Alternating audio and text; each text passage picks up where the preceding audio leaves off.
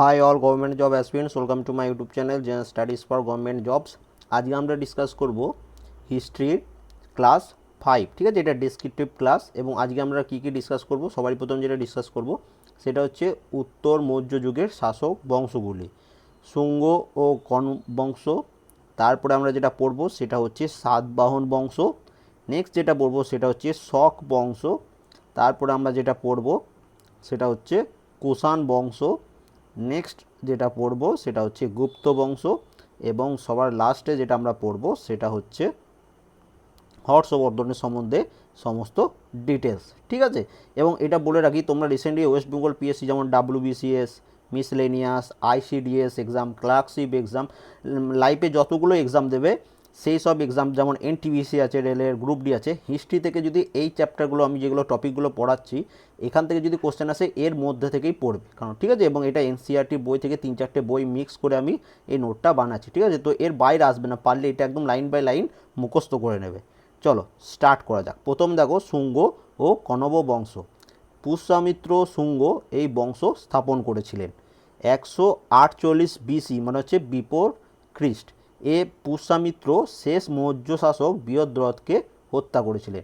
ঠিক আছে, নেক্সট দেখো, এবং এর সম্বন্ধে আরেকটা টপিক যেটা তোমাদের মনে রাখতে হবে, শেষ শুঙ্গ রাজা ছিলেন দেবভূতি। এই প্রশ্নটা কিন্তু খুব ইম্পর্টেন্ট। এরপর আমরা যেটা পড়বো সেটা হচ্ছে সাতবাহন বংশ। এই বংশের প্রতিষ্ঠাতা হচ্ছে সিমুক। এই প্রশ্নটা অনেকবার ওয়েস্ট বেঙ্গল পিএসসির যেমন WBCS এক্সামে রিপিট হয়েছে, এটা তোমাদের NTPCর এক্সামেও এই প্রশ্নটা এসেছিল। ঠিক আছে, নেক্সট দেখো, গৌতমীপুত্র সাতকর্ণী সাতবাহন বংশের সমৃদ্ধি লাভ করেছিলেন। মানে তিনি সবথেকে মানে এই সাতবাহন বংশের মধ্যে সর্বোচ্চ রাজা ছিলেন, মানে তার টাইমে খুব পপুলারিটি হয়েছিল। নেক্সট দেখো, অমরাবতী ছিল তার রাজধানী। সাতবাহন বংশের রাজধানী ছিল অমরাবতী। নানাঘাট শিলালিপিতে সাতবাহন শাসকের অনেক গুরুত্বপূর্ণ কথা জানা গিয়েছে। এমন প্রশ্ন আসবে যে কোন শিলালিপিতে সাতবাহন বংশের শাসকদের সম্বন্ধে অনেক গুরুত্বপূর্ণ তথ্য পাওয়া গেছে, সেটা কি হচ্ছে নানাঘাট শিলালিপি। এবার দেখো, নাসিক প্রশস্তি থেকে গৌতমীপুত্র সাতকর্ণী রাজত্বকালের বহু তথ্য জানা যায়। তাহলে গৌতমীপুত্র সাতকর্ণী রাজত্বকাল সম্বন্ধে কোথায় থেকে জানা যায়, এমন প্রশ্ন আসবে। নাসিক প্রশস্তি, বা এমন আসবে যে নাসিক প্রশস্তি থেকে কার সম্বন্ধে জানা যায়। তাহলে অ্যান্সার কী হচ্ছে গৌতমীপুত্র সাতকর্ণী। বিজয়া ছিলেন এই বংশের শেষ রাজা। তাহলে সাতবাহন বংশের শেষ রাজা কী হচ্ছে বিজয়া। নেক্সট দেখো, শক বংশ। ভারতের প্রথম শক রাজা ছিল মোগা। রুদ্রদমন ছিলেন সবচেয়ে বিখ্যাত শক রাজা।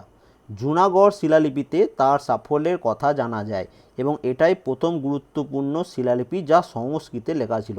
তাহলে জুনাগড় শিলালিপি কোন ভাষায় লেখা ছিল? সংস্কৃত ভাষায় লেখা ছিল।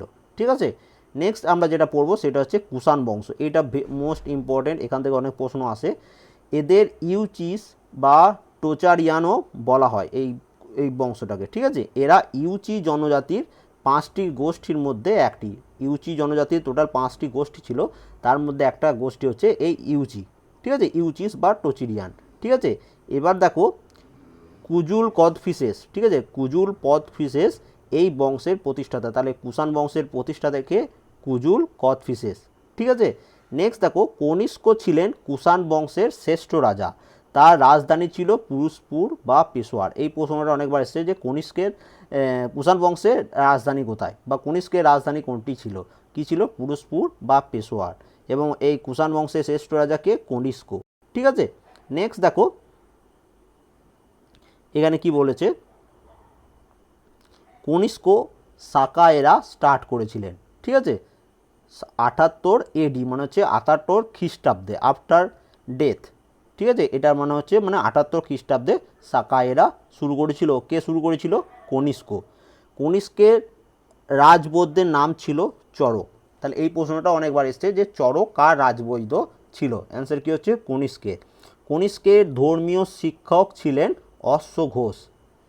নেক্সট দেখো, এই সময় বৌদ্ধ ধর্ম মহায়ান ও হীনয়ান এই দুই ভাগে ভাগ হয়ে যায়। ঠিক আছে, তাহলে বৌদ্ধ ধর্ম মহায়ান ও হীনয়ান এই দুই ভাগে ভাগ হয়ে গেছিল।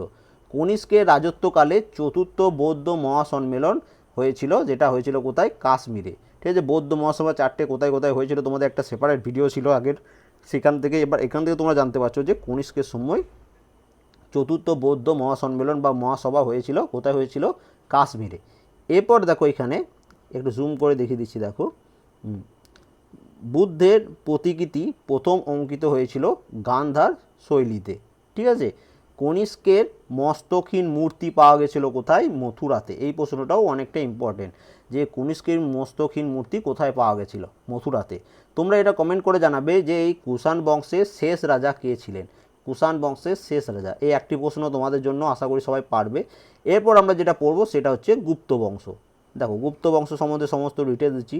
ফার্স্ট যেটা মনে রাখবে, গুপ্ত বংশের প্রতিষ্ঠাতা ছিলেন কে? শ্রীগুপ্ত। অনেকবার এই প্রশ্নটা, এই গুপ্ত বংশ থেকে যদি কোনো প্রশ্ন আসে না, তার মধ্যে বেশিরভাগ এসছে যে গুপ্ত বংশের প্রতিষ্ঠাতা কে। কি অ্যান্সার হচ্ছে শ্রীগুপ্ত।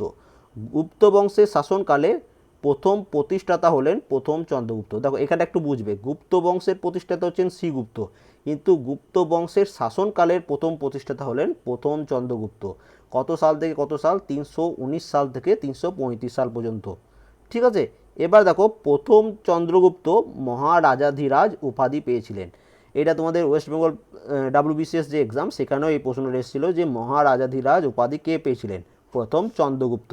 তিনি লিচ্ছবি রাজকন্যাকে বিবাহ করেছিলেন। প্রথম চন্দ্রগুপ্ত তিনি লিচ্ছবি রাজকন্যাকে বিবাহ করেছিলেন। এরপর সমুদ্রগুপ্ত গুপ্ত সাম্রাজ্যের আরও বিস্তার ঘটান। মানে এই তোমাদের প্রথম চন্দ্রগুপ্তের পর সমুদ্রগুপ্ত রাজা হয়েছিলেন, তিনি হয়েছিলেন 335 সাল থেকে 370 সাল পর্যন্ত।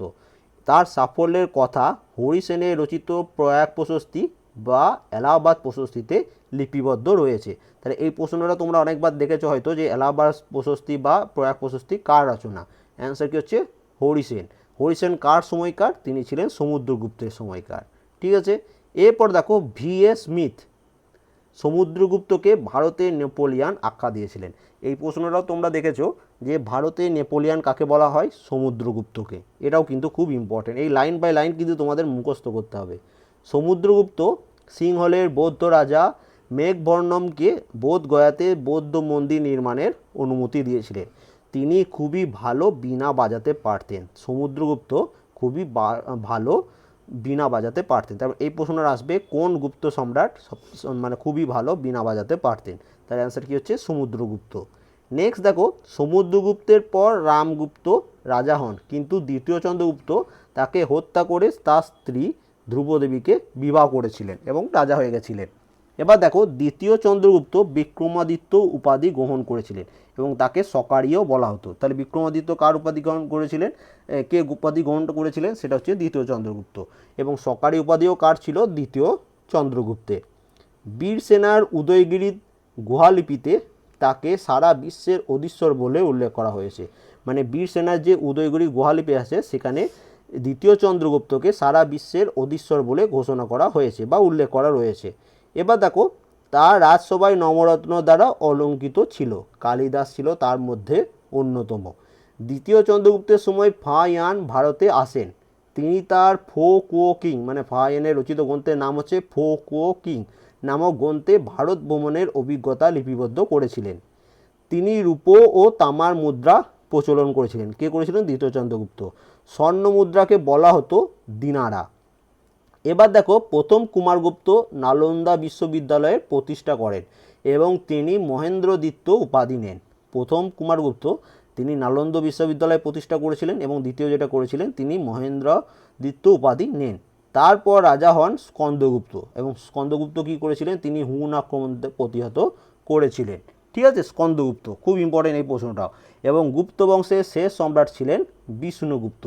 এবার আমরা যা সম্বন্ধে পড়বো সেটা হচ্ছে লাস্ট, সেটা হচ্ছে হর্ষবর্ধন। হর্ষবর্ধন দেখো 606 খ্রিস্টাব্দ থেকে 647 খ্রিস্টাব্দ পর্যন্ত রাজত্ব করেছিলেন। হর্ষবর্ধন ছিলেন পুষ্যবতী বংশের শাসক। এই প্রশ্নটাও আসে যে হর্ষবর্ধন কোন বংশের শাসক ছিলেন? তিনি ছিলেন পুষ্যবতী বংশের। তিনি হর্ষাব্দ চালু করেন এবং শিলাদিত্য নামে পরিচিত। তাহলে এই প্রশ্নটা আসবে তোমাদের যে শিলাদিত্য কার উপাধি বা শিলাদিত্য উপাধি নামে কে পরিচিত? অ্যান্সার কি হচ্ছে? হর্ষবর্ধন, এবং তিনি হর্ষাব্দ চালু করেছিলেন। ঠিক আছে, এরপর দেখো তার আমলে হিউয়েন সাং ভারতে আসেন এবং তার লেখা গ্রন্থ হচ্ছে সিইউকি। এই সিইউকি গ্রন্থ থেকে হর্ষবর্ধনের রাজত্বকাল সম্বন্ধেও জানা গেছে। এরপর দেখো এই প্রশ্নটা অনেকবার এসছে যে হিউয়েন সাং কার আমলে ভারতে এসেছেন, হর্ষবর্ধন। তেমনি তোমাদের এটা আসবে ফা হিয়েন কার সময় ভারতে এসেছিলেন, এটা এখনই পড়ালাম, তোমরা এটা কমেন্ট করে জানাবে যে ফা হিয়েন কার সময় ভারতে এসেছিলেন। আশা করি অ্যান্সারটা করতে পারবে। তার সভাকবি বাণভট্ট হর্ষচরিত ও কাদম্বরী রচনা করেন, মানে হচ্ছে হর্ষবর্ধনের সভাকবি ছিলেন বাণভট্ট। তার রচিত দুটি গ্রন্থ হচ্ছে, এক হচ্ছে হর্ষচরিত এবং দুই হচ্ছে কাদম্বরী। এবার দেখো আইহোল প্রাপ্ত লিপি অনুসারে দ্বিতীয় পুলকেশীর হাতে হর্ষবর্ধন পরাস্ত হয়েছিল নর্মদার যুদ্ধে। ঠিক আছে, তিনি সংস্কৃতে 3টি নাটক রচনা করেন। হর্ষবর্ধন সংস্কৃততে 3টি নাটক রচনা করেছিলেন। এগুলি কি কি? এক হচ্ছে নাগানন্দ, 2 হচ্ছে রত্নাবলী এবং 3 হচ্ছে প্রিয়দর্শিকা। এবং লাস্ট পয়েন্ট যেটা তোমাদের মনে রাখতে হবে, বৌদ্ধ গ্রন্থ আর্য মঞ্জুশ্রী মূলকল্প অনুসারে শশাঙ্ক হর্ষবর্ধনের হাতে পরাজিত হয়েছিলেন, কিন্তু পরবর্তীকালে প্রাপ্ত তথ্য থেকে প্রমাণিত হয় যে শশাঙ্ক আমৃত্যু তার আধিপত্য বজায় রাখতে পেরেছিলেন। এটা জাস্ট তোমাদের ইনফরমেশনের জন্য। তাহলে আজকে আমরা এই এতগুলো বংশ সম্বন্ধে সমস্ত ডিটেলস পড়ে নিলাম এবং এখান থেকে কী কী প্রশ্ন আসতে পারে সেটাও আমি তোমাদের বুঝিয়ে দিলাম। আশা করি খুবই ভালো লাগবে। যদি ভালো লেগে থাকে অবশ্যই লাইক করবে এবং কেমন লাগলো তোমাদের অবশ্যই কমেন্ট করে জানাবে। ঠিক আছে, and thank you for watching.